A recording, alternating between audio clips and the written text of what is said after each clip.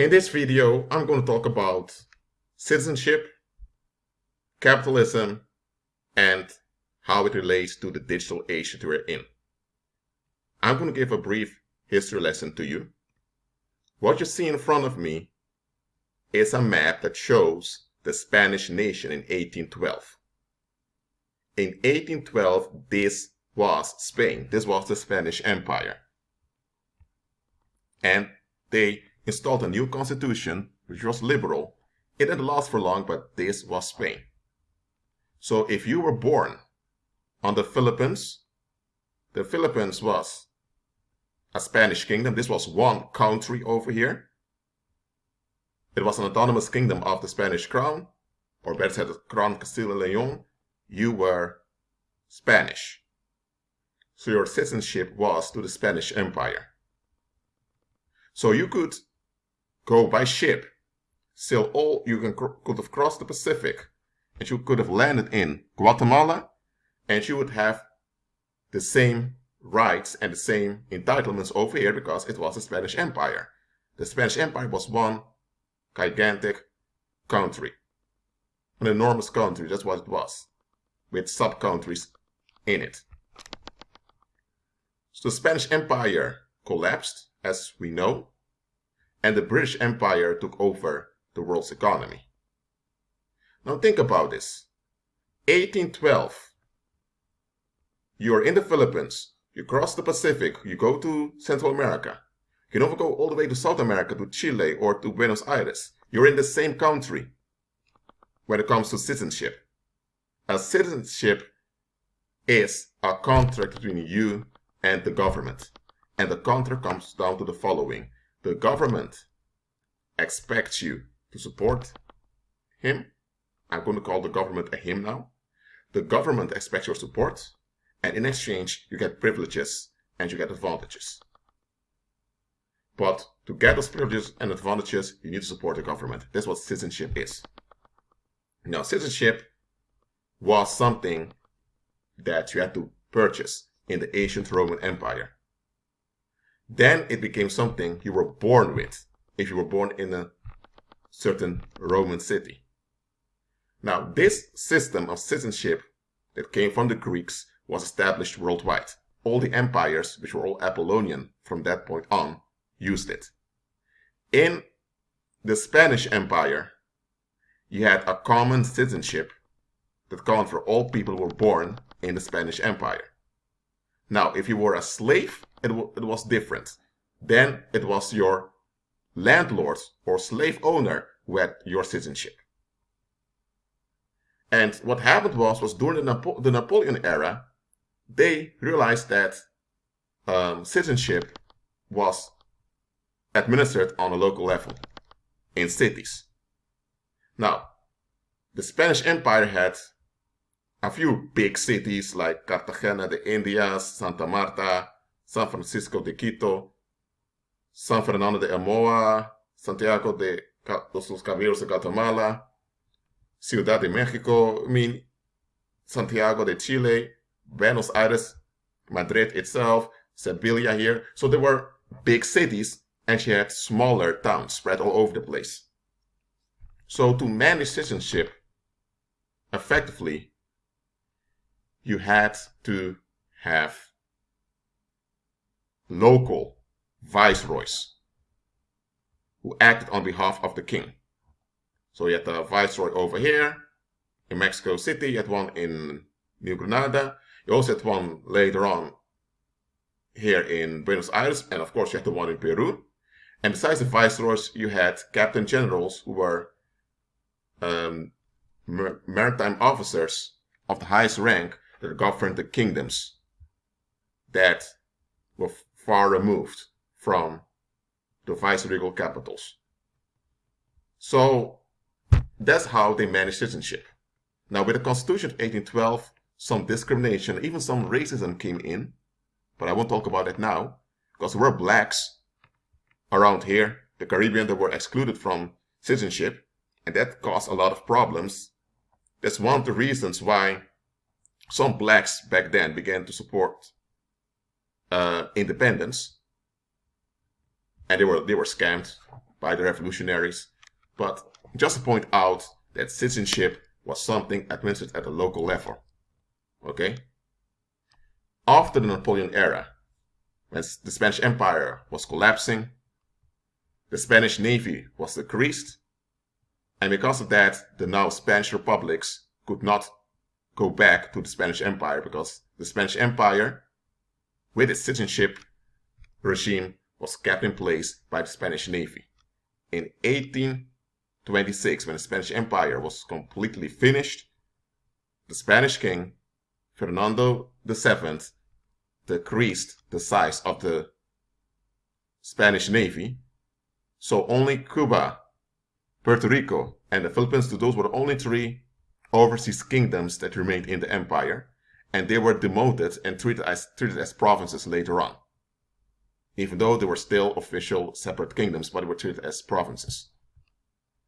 And all the Spanish republics had to develop their own citizenship, but they never actually did it.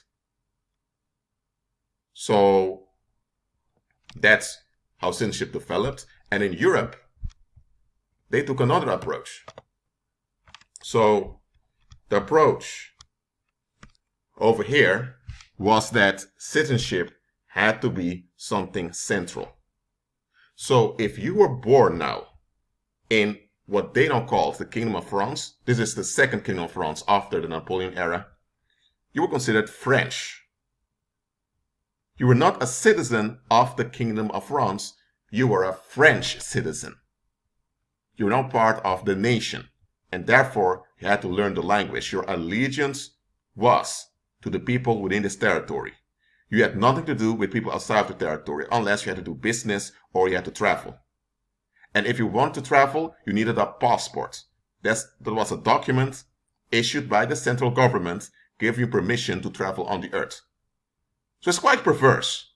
You have Apollonians who worship the beast, Satan's son, and they now decide on you through black magic where you're allowed to live and where you are allowed to travel on the earth, which they don't own. And they are mortals themselves, so they don't have any natural claim to the earth realm. Yet they wanted to control the population, so they came up with this idea: you need to have a passport in order to travel around. Now, travel documents existed before the Napoleon era and before 1815. They existed. Don't get me wrong. So what we would call passports today did not exist back then. You had travel documents back then that you can see as a kind of passport. Even in ancient times, you had travel documents that people carried with them to identify themselves. But since 1815, it became the norm worldwide. You're born in a fictive border. You're born in a fictive limitation, and you are expected to spend your whole life within these fictive limitations. And if you don't agree with it, you lose your income, you lose your right to life, and you can be killed easily. So citizenship became a mandatory and coercive tool by the Apollonians to trap the human species in these slave camps called nation states. Why did this work? Because human beings who aren't born again, so fallen mankind, has this tendency to flee. And if you offer them a way to flee, and you even give them advantages for fleeing, they will fall for it. So the nation state is a scam to rob you of your natural birthright that God gave to you. Because when you adhere to the nation state, you're acknowledging these constructs as your God. So if you are a Spanish nationalist, you consider Spain your God. If you are a Dutch nationalist, you consider the Netherlands your God. And the national flag is a sex symbol that tells you that your nation has a right to violate and kill you. Others don't, but your nation does. So if your own Dutch people violate you or harm you, you allow it to happen unless it goes against the codified policies of the Dutch government. Then the Dutch government will go after them. If it's people from another country doing it, you never accept it. But if it's people from your own, you accept it and accept that the Dutch government decides on what needs to happen. So the whole idea of the nation state is telling you your own group, the nation, has the right to violate and exploit you, others don't. And you're told continuously that others are the enemy, that others are strange, others are weird. This is to scare you off so that you will remain your whole life in these fictive limitations. Now look at Europe over time. 1815, we go to 1900. You see this? The German Empire, Austro-Hungary. Very few countries over here. And by the way, Norway and Sweden, they were not one country where they were in a union. Now let's continue. This is 1950. Here you had the Ottoman Empire, the Barbary States,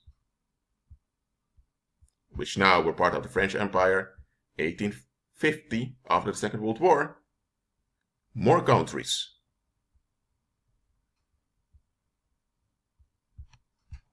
This is Europe today. And now you have this confederate union called the, well, not really confederate, but you have this states union called the European Union. That's a super country that's now governing this place. Just look at it. In 205 years, from 1815 to 2020. This is how much has changed. I'm showing you this to reveal unto you that citizenship is a fiction that the Apollonians use to limit human potential. Now don't get me wrong, citizenship has its advantages. Citizenship grants you some privileges that prevent exploitation by your neighbors. Let me explain. If you are a citizen of France and you rent a house in France, everyone in France needs to obey the regulations of the French government. So if you're renting a place and your landlord is scamming you, as a French citizen, you can report them to the state. And what happens? Because you are a partner of the state as a citizen, the state will come at your aid. And your landlord is dealt with. And if your landlord is a citizen also, he's dealt with in a far worse way because he's now embarrassing the state. So citizenship, when it comes to worldly people, it is practical to prevent uncontrolled exploitation of each other. So citizenship is handy as a tool. But what happens now is that worldly people, they cling onto citizenship as if it's oxygen. And that is idolatry. So what does this have to do with capitalism? Capitalism is a system of exploitation in which commoners turn themselves into machines to relieve the slave masters. The slave masters being the Apollonians who govern this world behind the scenes. During the transatlantic slave trade, blacks knew they were slaves. They knew they had to be free. With nationalism, they introduced this Anglo-Dutch system called capitalism because capitalism was developed by the Dutch and further advanced by the English. That's why you have Wall Street, which comes from the Waal River in the Netherlands. I believe they call it the Waal, and also at least they called it that way in the past. So this Anglo-Dutch system called capitalism was introduced to distract the males in the population from seeing that those fictive limitations were toxic. That's the purpose of capitalism. And later, when the population woke up in the late 19th century, they began to demand rights. So now citizenship had to be accompanied with basic rights also. Then it became a right to vote. So now on the local level, the national population wanted to have a say. Now the top decisions were still made behind the scenes. That hasn't changed till this day, but at least an appearance of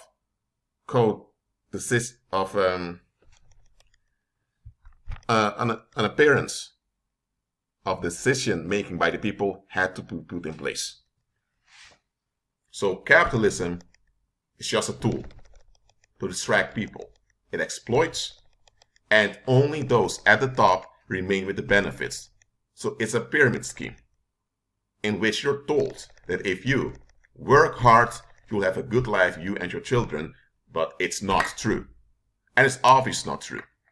Now, to make capitalism work, they had to come with an alternative to trap people back into capitalism. That's how they came with the Soviet Union.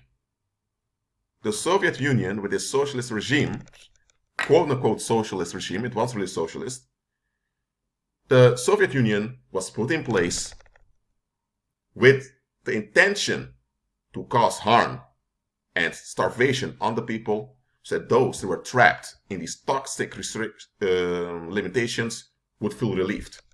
So the fall of the Soviet Union was to bring relief to the oppressed people who were under capitalism. And because of that, they felt vindicated. See, capitalism works. And capitalism triggers this relief seeking in people. So because of that, people tend to cling on to it.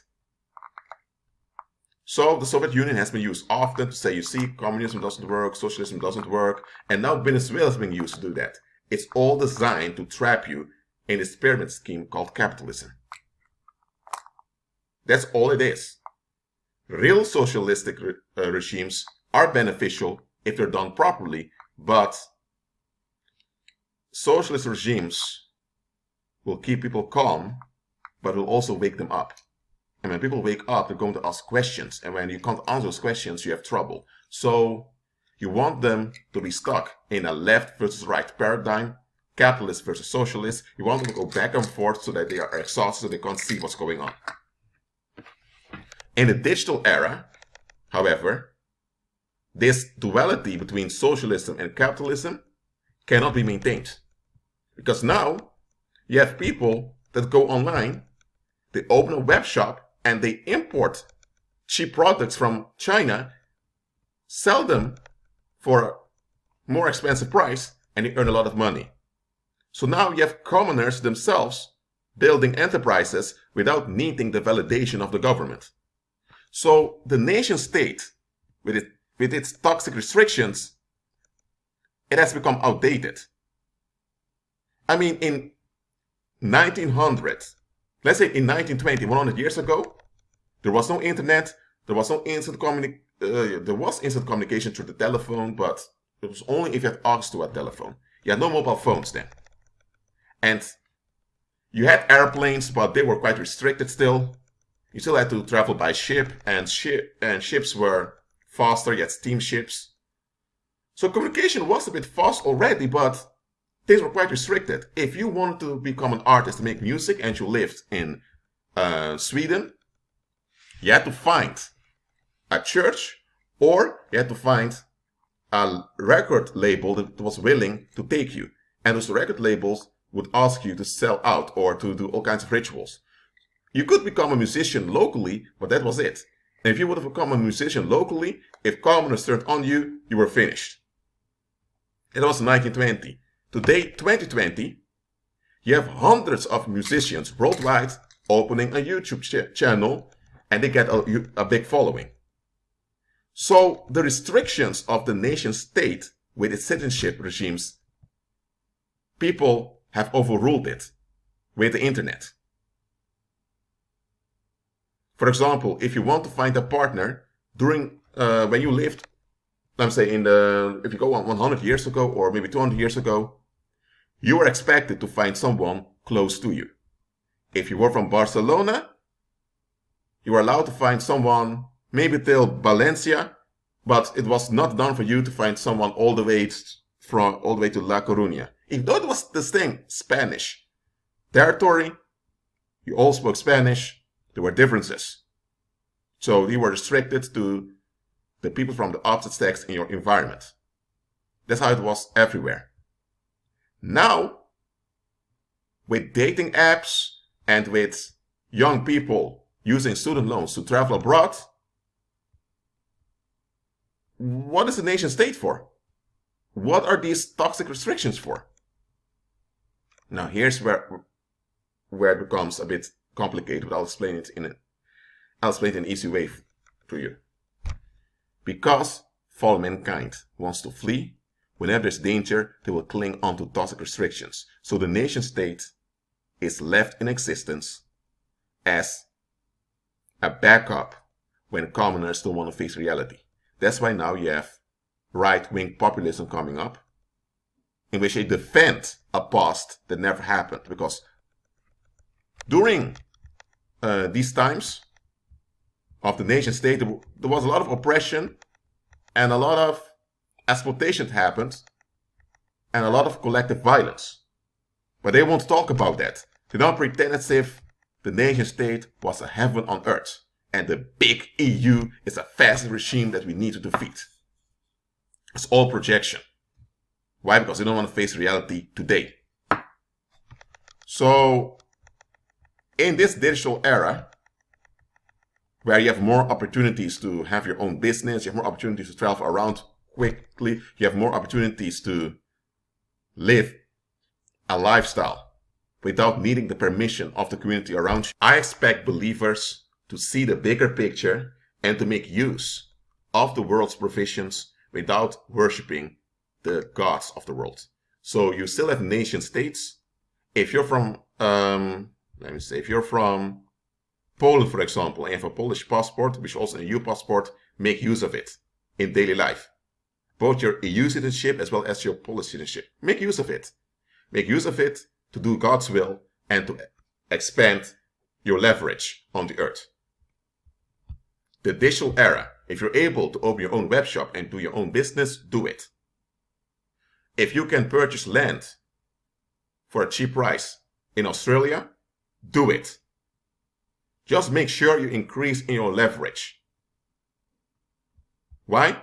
Because it's either believers have the leverage and the world is steered towards Christ, or the believers are suppressed by the Apollonians and Satan is going around like a roaring lion smacking everyone around. It's one of the two. So make use of these worldly constructs, but never believe in them. Only see them as practical tools with an historic origin. Know the history, process the history, and use the history in the present for a better future. That is what believers ought to do. Well, that's it for now. Keep agreeing with Christ and be at peace.